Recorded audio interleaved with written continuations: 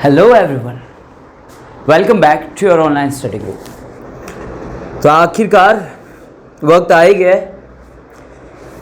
Business studies के exam का। सबको इंतज़ार था कि यार एग्ज़ाम होंगे या नहीं होंगे, कोरोना आएगा या नहीं आएगा। देखिए, कोरोना भी नहीं आया, एग्ज़ाम स्टार्ट भी हो चुके हैं। अब कल को रहेगा हमारा बिजनेस स्टडी का पेपर।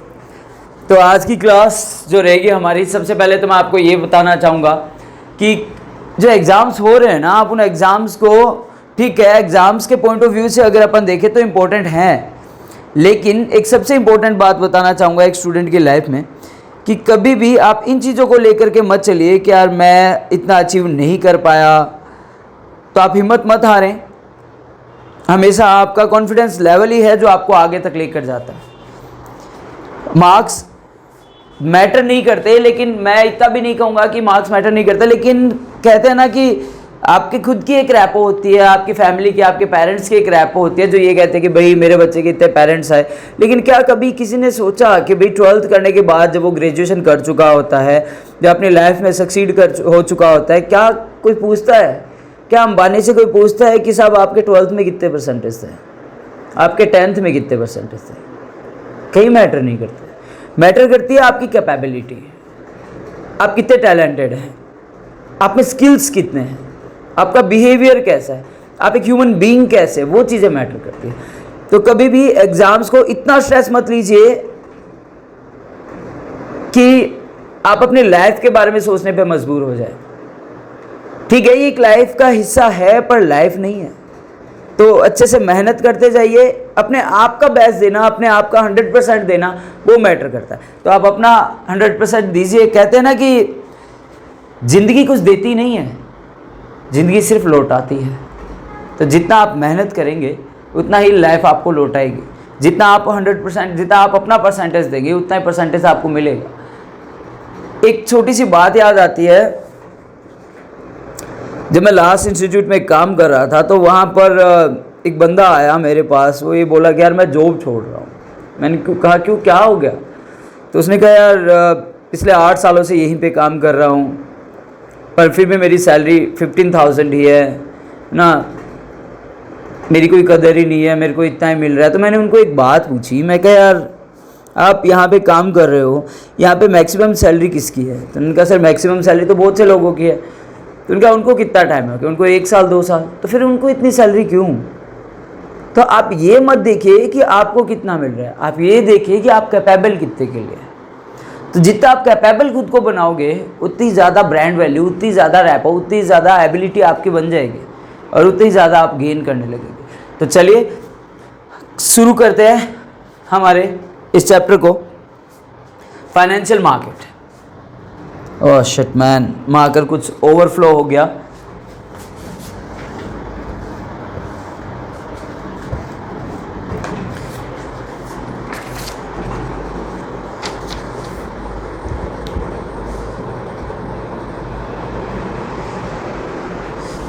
आई होप अब ऐसी सिचुएशन नहीं आएगी हमारे सामने। फाइनेंशियल मार्केट, अब देखो सीधी सी बात है, फाइनेंशियल मार्केट नाम से हमें पता चल रहा है एक ऐसा मार्केट जहाँ पे हमारे फाइनेंस को, हमारे पैसे को इन्वेस्ट किया जा सके, जहाँ से हम हमारे पैसे को स्टोर कर सके या फिर मैक्सिमम ग्रोथ के लिए हम उसको एडजस्ट कर सके। यानी एक लिंकर मान सकते हैं अपन इसको कि जो एक इन्वेस्टर और सेवर के बीच का है, या इन्वेस्टर और बिजनेस के बीच का है, या इन्वेस्टर और मार्केट के बीच का है। तो अगर अपन इसको सिंपल से शब्दों में कहें तो अपन कह सकते हैं market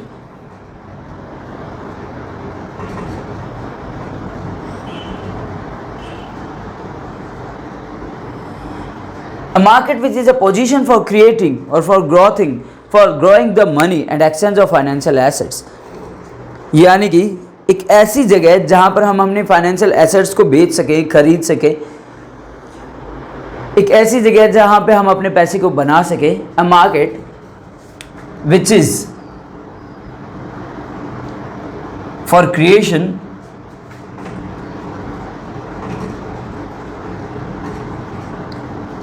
and for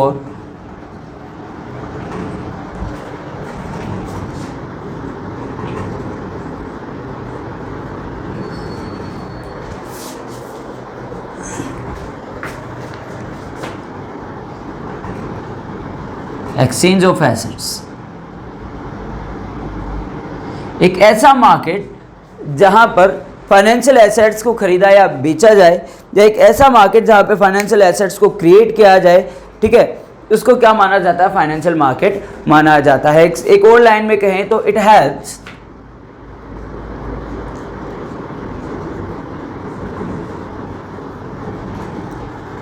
to link the investors and savers. ये क्या है? एक बीच की चैन है, एक कड़ी है जो किसको जोड़ते हैं? इन्वेस्टर्स को, सेवर्स को, मार्केट से फाइनेंशियल एसेट्स को लेकर के, ठीक है। तो ध्यान रखिएगा, एक ऐसा मार्केट जहाँ पे फाइनेंशियल एसेट्स को खरीदा जाए, बेचा जाए, ठीक है। एक चीज़ ये भी माना जाता है कि अलोकेट ऑफ रिसोर्सेज भी कहा जा सकता है। अब रिसोर्सेज को तो मैं यहाँ पे नहीं कहूँगा, अलोकेशन ऑफ फाइनेंशियल रिसोर्सेज कह सकते हैं अपन, अलोकेशन ऑफ फंड्स कह सकते हैं अपन।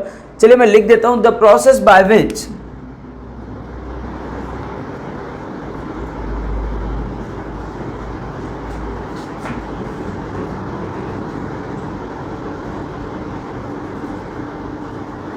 allocation of funds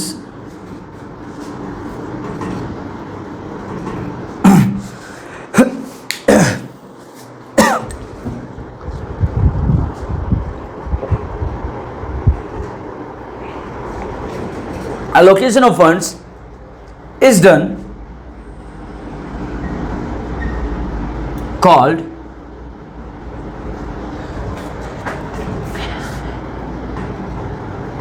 intermediate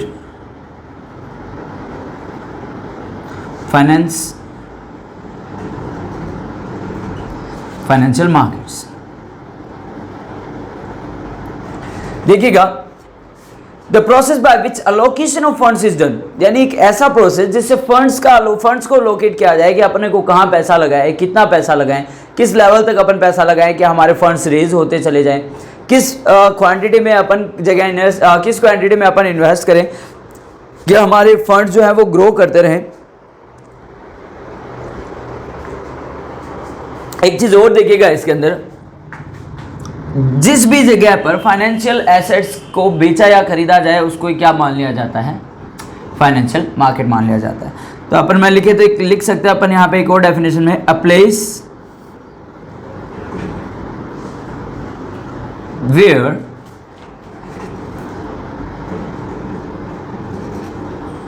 exchange of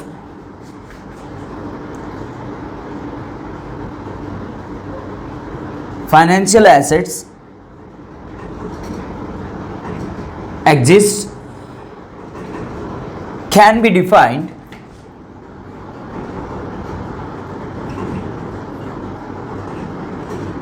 as financial market।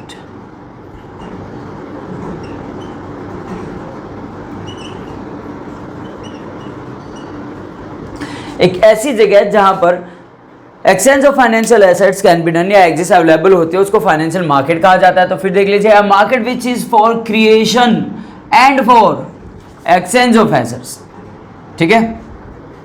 Next बात करें, it helps to link the investors and savers. Next अगर देखा जाए, the process by which allocation of funds is done is called intermediate financial markets. और फिर next अपन ने देखा, a place where exchange of financial assets exist, यानी एक ऐसी जगह जहाँ पे exchange of financial assets exist करता है उसको अपन किस नाम से जानते हैं? फाइनेंशियल मार्केट के नाम से जानते हैं। तो फटाक से स्क्रीनशॉट लीजिए, फिर आगे बढ़ते हैं अपन अलोकेशन फंक्शंस इसके क्या क्या रहते हैं उनकी तरफ। आई होप आप लोगों ने स्क्रीनशॉट ले लिया होगा। तो चलिए आगे बढ़ते हैं।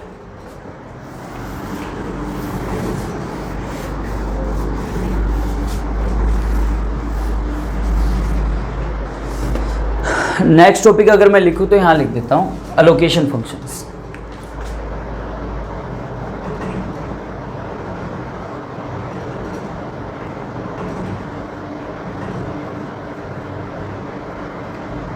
देखो, ये तो मैं मानता हूं कि मुझे YouTube पर आने में थोड़ा लेट हो गया, पर इतना ज़रूर एश्योर करता हूँ कि आने वाली जितनी भी क्लासेस रहेंगी उनको सारे वीडियोस अवेलेबल रहेंगे, but I tried my best, I tried my hard and still I am trying to do my best to provide you the best content for your exam, for your term two exam. तो ये अब जो सिलसिला आप लोगों ने शुरू करवाया था, आप लोगों ने जो प्रमोट किया, आप लोगों ने जो मोटिवेट किया, जो सपोर्ट किया, अब वो कंटिन्यू रहेगा आने वाली क्लासेस के लिए।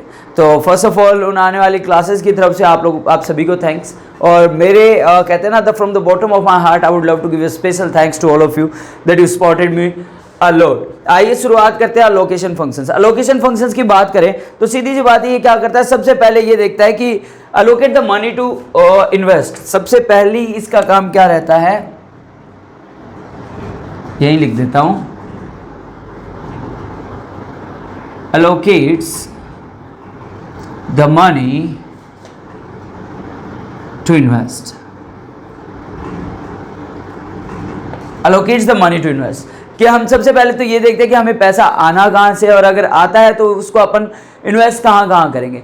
नेक्स्ट अगर बात करें तो जो रेट ऑफ रिटर्न होती है, यानी जो भी पैसा अपन लगाते हैं उस पैसे में हमें कितना रिटर्न में मिल रहा है, उस पैसे से हमारे पास कितना आएगा, उन सारी चीज़ों को देखना सबसे ज़्यादा इंपॉर्टेंट पॉइंट रहता है। आपको ध्यान रखिएगा, जो केस स्टडी रहेगी वो यही पूछेगी कि भाई जो लोकेशन फंक्शन है वो क्या देखता है। तो सबसे पहला तो क्या पॉइंट देखता है, अलोकेट्स द मनी टू इन्वेस्ट, कि जो पैसा हमें इन्वेस्ट करना है। फिर हमें ये देखता है कि जो रेट ऑफ रिटर्न ऑफर्ड होता है हाउस होल्ड्स को, वो एक्चुअल में कितना होना चाहिए, हायर होना चाहिए। तो मैं सेकेंड पॉइंट यहाँ पे लिख सकता हूँ, the rate of return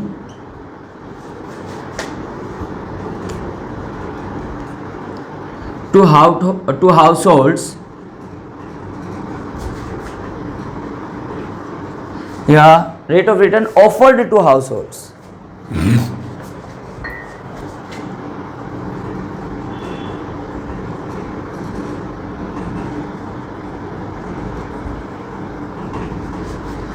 should be higher।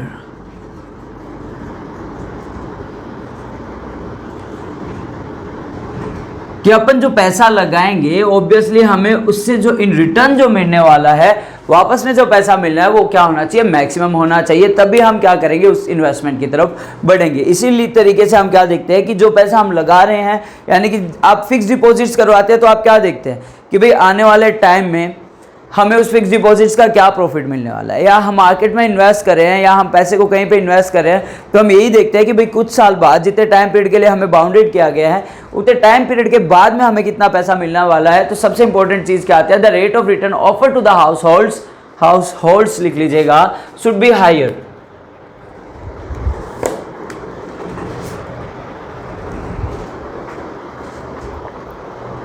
Next अगर बात कहें तो जो हमारे स्केयर रिसोर्सेज होते हैं, यानी जो सिलेक्टेड रिसोर्सेज होते हैं, उनको क्या आना जाने, तो फर्म उनको अलोकेट करें और जो हमेशा क्या करें, हाईएस्ट प्रोडक्टिविटी दे। तो सिंपल सी बात में अगर लिखना चाहूं तो लिखिएगा, स्केयर रिसोर्सेज आर अलोकेटेड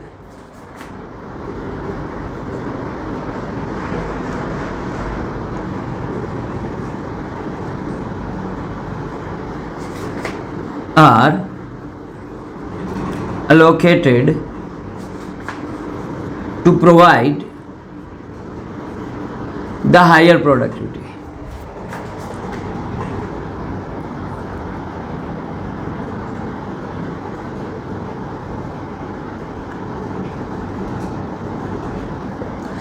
यानी कि एटलीस्ट होता है ना कि कुछ एक रिसोर्सेज होते हैं जो हमें ज़्यादा प्रॉफिट देते हैं, तो ऑब्वियसली उन चीज़ों की तरफ सबसे ज़्यादा ध्यान दिया जाए। यानी ऐसे रिसोर्सेज जिनको ढूंढा जाता है लोकेशन फंक्शंस में कि जो हमें मैक्सिमम प्रोडक्टिविटी प्रोवाइड करवा सके। ठीक है, ये जो मेन पॉइंट रहते हैं, हमारे 3 पॉइंट रहते हैं लोकेशन फंक्शंस के, तो आप ध्यान रखिएगा केस स्टडीज में ये काफ़ी इंपॉर्टेंट रोल प्ले करते हैं। नेक्स्ट अगर बढ़ते हैं अपन, एक चीज़ और भी ऐड कर सकते हैं आप चाहे तो, अल्टरनेट्स भी ढूंढ लेते हैं to find out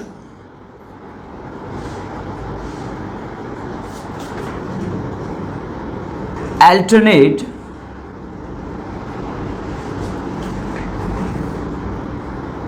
funds for marketing।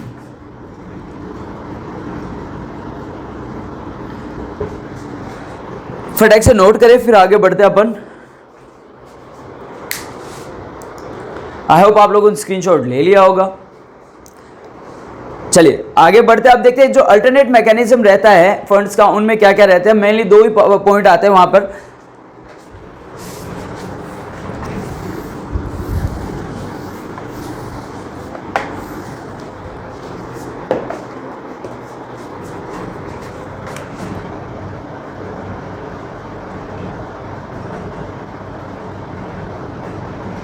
Alternative mechanism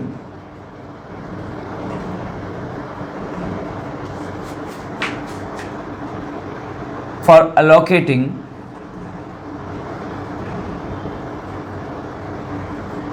funds। Alternative mechanism में क्या क्या आता है कि अगर आप मार्केट में नहीं इन्वेस्ट करना चाहते तो आप उसके अलावा पे कहाँ पे इन्वेस्ट करेंगे। तो भाई सीधी सी बात है, उसके अलावा अपन कहाँ इन्वेस्ट करेंगे। पहली चीज तो अपन कहाँ रख सकते हैं, बैंक्स में। दूसरा क्या आ जाता है, फाइनेंशियल मार्केट्स।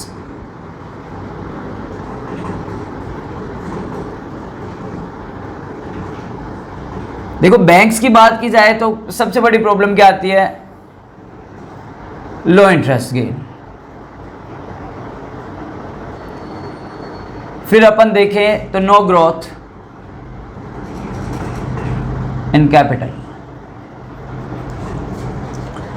कि ठीक है पैसा सेफ है लेकिन इंटरेस्ट रेट बहुत कम मिलती है, ना के बराबर। कोई ग्रोथ नहीं है कैपिटल में, एक नेगोशिएबल सी ग्रोथ रहेगी, नॉर्मल सा इंटरेस्ट रहेगा तो ज़्यादा ग्रो नहीं कर पाएंगे। हाँ यहाँ की बात की जाए, यहाँ पे ग्रोथ अच्छी है, better growth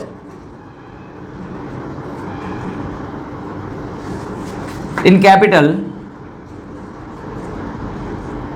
then bank deposits.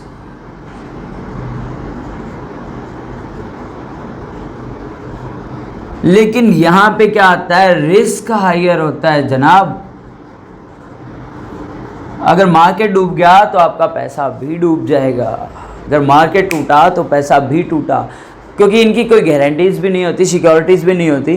Bank में पैसा सेफ है लेकिन वही बात है, जहाँ पे सेफ्टी ज़्यादा होगी वहाँ पे इंटरेस्ट कम होगा। तो ठीक है, ये जो दो पॉइंट रहते हैं alternative mechanism for allocating funds, ये मैक्सिमम दो ही माने जाते हैं। इससे ज़्यादा आपको पढ़ना भी नहीं है, ना आपको कभी भी इससे ज़्यादा इसके बारे में पूछा जाएगा। ठीक है, तो इन दोनों टॉपिक्स के अलावा फिर अगर अपन आगे बढ़े तो अपन बढ़ेंगे फंक्शन ऑफ फाइनेंशियल मार्केट्स की तरफ। तो चलिए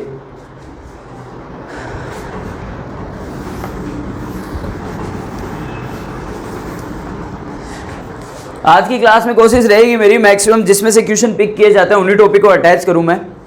तो चलिए ले लेते हैं फंक्शंस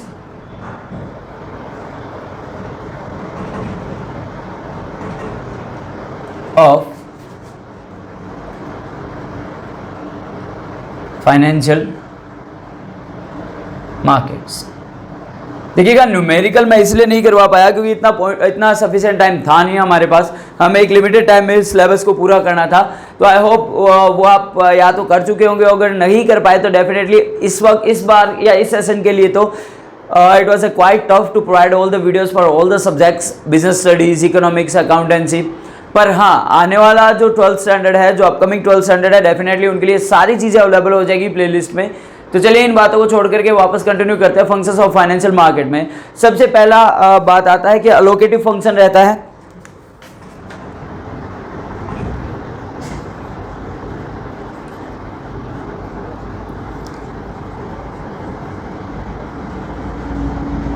अलोकेटिव फंक्शंस की बात करें तो भाई अभी अपन करके आए किसके लिए, फॉर फंड्स, कि कहाँ इन्वेस्ट करना है, कितना करना है और कहाँ से पैसा पिक किया जा सकता है। ठीक है, फिर आता है हमारा डिस्कवरिंग प्राइस अलोकेशंस कह सकते हैं, या फिर अपन कह सकते हैं फैसिलिटेटिंग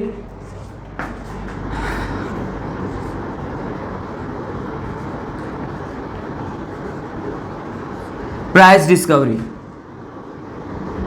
यानी आपका जो पैसा है उस पैसे को अगर आप मार्केट में लगाते हैं तो आपको कितनी ग्रोथ होगी, आपको कितना प्रॉफिट मिल सकता है, आप कितना ग्रो कर सकते हैं, ये सारी चीज़ें आपको फाइनेंशियल मार्केट एक्चुअल में बता देता है। और ये इसका मेन काम भी है कि जितना पैसा आप रख रहे हैं, जितना पैसा आप इन्वेस्ट कर रहे हैं, उस पैसे का क्या हाल होने वाला है फ्यूचर में, क्या ये आपको प्रॉफिट देने वाला है, क्या ये आपको नुकसान में देने वाला है। तो ये सारे फंक्शन ही क्या होते हैं, फाइनेंशियल मार्केट एनालिसिस के लिए रहते हैं। नेक्स्ट पॉइंट अगर अपन देखें तो मैन ये भी रहता है, लिक्विडिटी प्रोवाइड कर देता है, प्रोवाइडिंग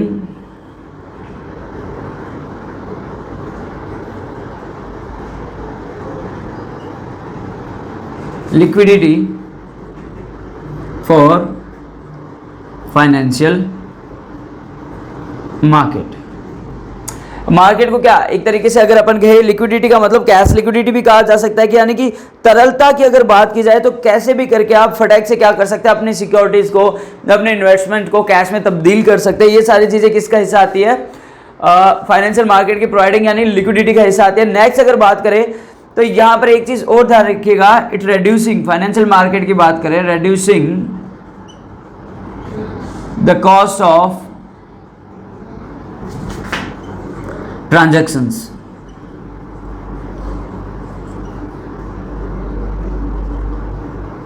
यानी अगर आप ऑफलाइन किसी से खरीदोगे तो आपको वहां पे जाना पड़ेगा, आपको एनालिसिस करना पड़ेगा, आपको चीजें देखनी पड़ेगी, आपको कंपेयर करना पड़ेगा, तब जाकर के आप अपने डिसीजन ले पाओगे कि हाँ भाई कौन से लेवल तक कितनी चीजें कितनी क्वांटिटी में आपको खरीदनी है। लेकिन अगर आप ऑनलाइन मार्केट की बात करें, अगर आप फाइनेंशियल मार्केट की बात करें तो ये चीजें आपके लिए काफी ज्यादा ईजी हो जाती है कि आपको ना उनके स्टोरेज की ज़रूरत पड़ती है, ना ही उनको कैरी ऑन करने की ज़रूरत पड़ती है, ना ही आपके कैरेज इनवर्ड को लेकर के एक्सपेंडिचर्स लगते हैं। तो आप इजीली मार्केट में, ऑनलाइन मार्केट से इनको परचेज कर सकते हैं। और जब मन किया, जब आपको लगे कि भाई आपने देखा होगा एक स्क्रीन पे रेड ग्रीन यूँ चलते रहते हैं फाइनेंशियल मार्केट में, तो जब आपको लगे कि हाँ it's a good time to sell out the investments, to sell out the resources, तो आप जब चाहे उनको बेच सकते हैं और बेच करके अपने पैसे को, लिक्विड को यानी कि कैश में कन्वर्ट कर सकते हैं। तो इसलिए इसको कैश लिक्विडिटी भी माना जाता है। तो ये चार जो मेन फंक्शन रहते हैं फाइनेंशियल मार्केट के रहते हैं। तो ध्यान रखिएगा, सबसे इंपॉर्टेंट रहता है केस स्टडी बेस पे फंक्शन ऑफ फाइनेंशियल मार्केट। ठीक है, तो फटाक से नोट करिए या फिर स्क्रीनशॉट लीजिए। तब तक मैं पानी का एक सिप ले लेता हूं, फिर आगे बढ़ते हैं अपन नेक्स्ट टॉपिक की तरफ।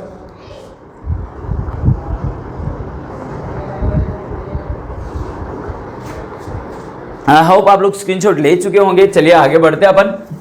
अब टाइप्स ऑफ मार्केट की बात कर लेते हैं। लास्ट जो सबसे इंपॉर्टेंट केस स्टडी का क्वेश्चन बनता है, और जहां तक मेरा मानना है इस बार का जो क्वेश्चन रहेगा आपका या तो फंक्शन ऑफ फाइनेंशियल मार्केट्स को लेकर के रहेगा या आपका रहेगा टाइप्स ऑफ मार्केट को लेकर के। तो चलिए देखते हैं क्या रहता है अगली सुबह में या पेपर में क्या आएगा हमारे सामने केस स्टडी को लेकर के। तो फिलहाल अपन करते हैं हमारे टारगेट्स को पूरा।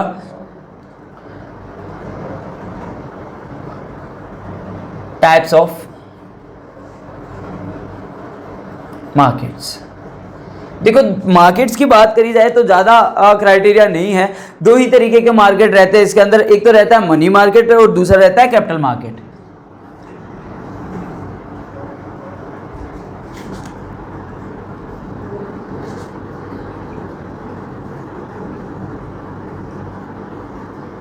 और दूसरा रहता है हमारा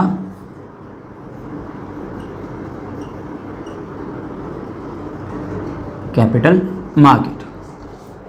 तो चलिए देख लेते हैं मनी मार्केट क्या। देखो सीधी सी बात कही जाए, मनी मार्केट यानी शॉर्ट टर्म के लिए अगर कहीं पर हमें इन्वेस्टमेंट्स करने हैं या हम चाहते हैं कि हमारी कैपिटल ज़्यादा लंबे टाइम तक ना रहे तो मनी मार्केट में कर सकते हैं। और अगर हम लॉन्ग टर्म के लिए जाते हैं यानी फिक्स्ड के लिए जाते हैं या लॉन्ग टर्म के लिए जाते हैं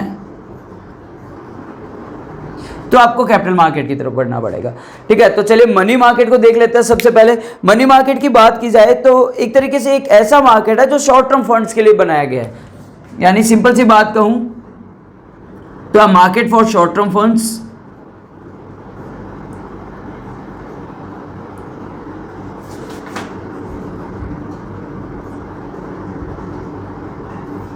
ठीक है, नेक्स्ट अगर पॉइंट की बात करें, देखो शॉर्ट टर्म फंड की बात आती है तो लिमिटेड टाइम पीरियड के लिए आप चाहते हैं कि आप डील कर सके इनको मॉनेटरी टर्म्स में या एसेट्स को।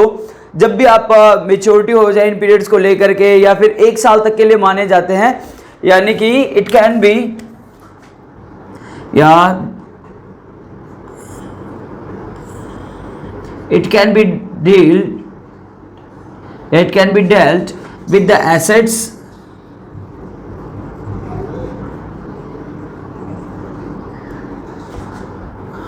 For up to 1 year. यानी आपने अपने इन्वेस्टमेंट्स को एक साल के लिए किसी फंडिंग में डाला और आप चाहते हैं एक साल के अंदर अंदर या तो आप प्रॉफिट लेके निकले। अब ऑब्वियसली अगर आप फाइनेंशियल मार्केट में इन्वेस्ट कर रहे हैं, मनी मार्केट में इन्वेस्ट कर रहे हैं, तो ऑब्वियसली आपका टारगेट क्या रहता है एक अच्छी ग्रोथ के साथ में निकलना, ठीक है, एक अच्छे प्रॉफिट के साथ में निकलना या एक अच्छा प्रॉफिट अचीव करना। नेक्स्ट पॉइंट अगर अपन देखें तो एक तरीके से क्या है, शॉर्ट टर्म फंड को राइज करने में भी सबसे ज्यादा इंपॉर्टेंट रहता है मनी मार्केट के लिए। तो चलिए मैं लिख देता हूं, it rises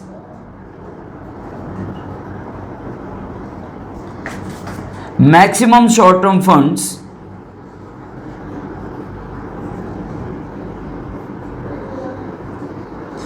in a small period of time।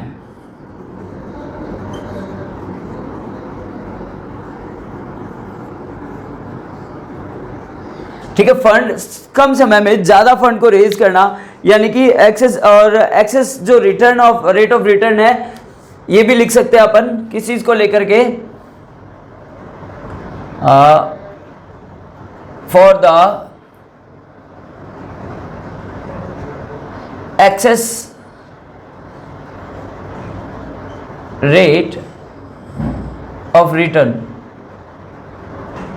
हम ये भी एक्सपेक्ट करते हैं कि हमारे पास maximum rate of return generate हो। हम जितना भी पैसा लगा रहे हैं, जितना भी पैसा हम इन्वेस्ट कर रहे हैं, उस पैसे के बदले में हमें maximum amount of rate of return मिल सके। इन चीज़ों को क्या माना जाता है, मनी मार्केट का सबसे इंपॉर्टेंट पार्ट माना जाता है। अब देखो मनी मार्केट की बात करें तो ये तो रहता है हमारा शॉर्ट टर्म के लिए, तो ये ऑब्वियसली किसके लिए हो जाएगा, लॉन्ग टर्म के लिए फंड्स हो जाएगा, लॉन्ग टर्म फंड्स।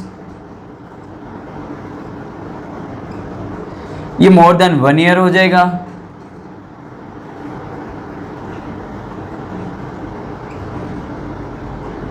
यहां पे कैपिटल एसेट्स आ जाएगी,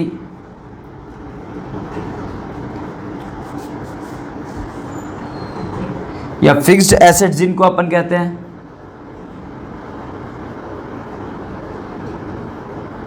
या फिक्स्ड इन्वेस्टमेंट्स जिनको अपन कहते हैं।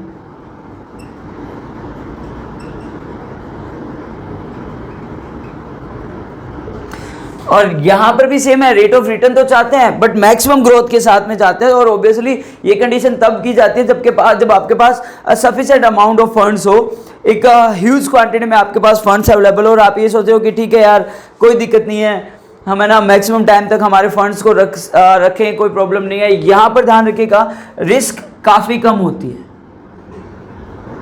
Low risk. लेकिन यहां की बात करें तो रिस्क इज ऑलवेज हायर।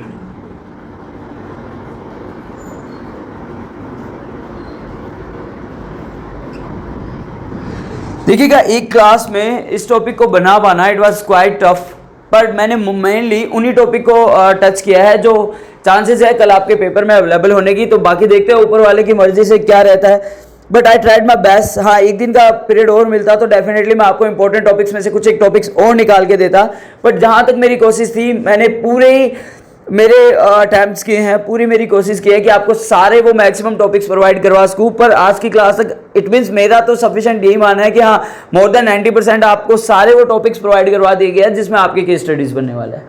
तो अब देखना ये है कि आप कितना अचीव कर पाते हैं। सो best of luck for your business studies exam. खुद पर कंसंट्रेट रखिए, खुद पर विश्वास रखिए, एग्जाम्स आते जाते रहेंगे, कहते हैं ना क्लासेस भी आती जाती रहेगी, लेकिन जब तक आपको खुद पर ट्रस्ट है, always believe in yourself. जब आपको खुद पे ये होता है कि हाँ obviously I can achieve, then definitely you will achieve this.